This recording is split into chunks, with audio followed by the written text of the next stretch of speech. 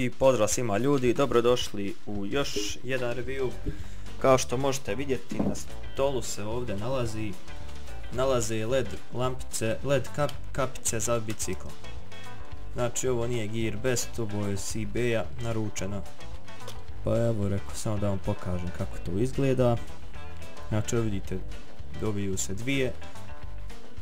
I evo sad ćemo mi to pokušati da otvorimo. Aha, evo vidite. Znači ovdje su te LED lampice. Kako sad one rade. Vidimo unutra se nalaze znači baterije. Aha. Znači moramo skinuti ovaj papir. Pošto papir taj ne da ovim baterijama da svijetle.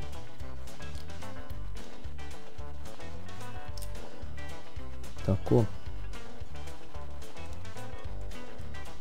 Nešto mi se fino stavio. To je to. Sada gdje je ona? Aha.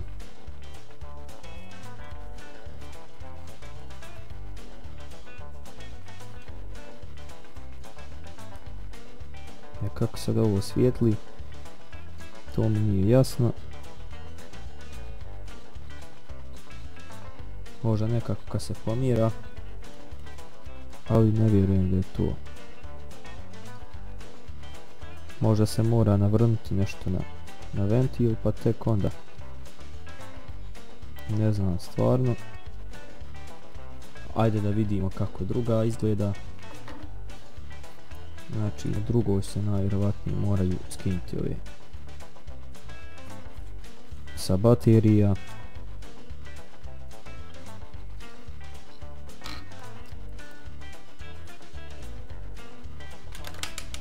Unutra je ostao ovaj papir. A možda mora ovaj papir unutra biti. Ne znam stvarno. Ajde da mi stavimo ove kapice, ove baterijice.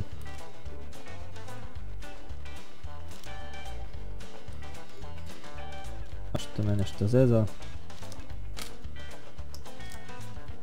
Eto tako, ova je upala. I ova. I ova. Odlično. Aha, ova je proradila. Aha, vidite to kad se pomjera, to valjda kad se vrti, to počne da svijetli. Možete li vidjeti malo od prsta? Vidite da malo svijetli. A i ova isto. Možda će se to malo na biciklu bolje biti. Sad da vidimo što. Eto, kasnije ćemo mi to večeras provjeriti na biciklu da vidimo kako radi. Možete vidjeti kako ovo svijetli. Jedna ispala mi je baterija. Sad kad sam ih testirao, iz jedne u travu, ne znam gdje je mogla ispasti, ali evo vidite, napravio sam nekako, pa jedna malo slabije svijetli.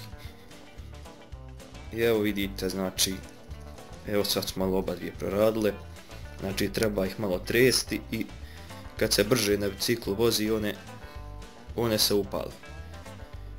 Evo vidite ljudi, to je to, hvala na gledanju i vidimo se u sljedećem klipu.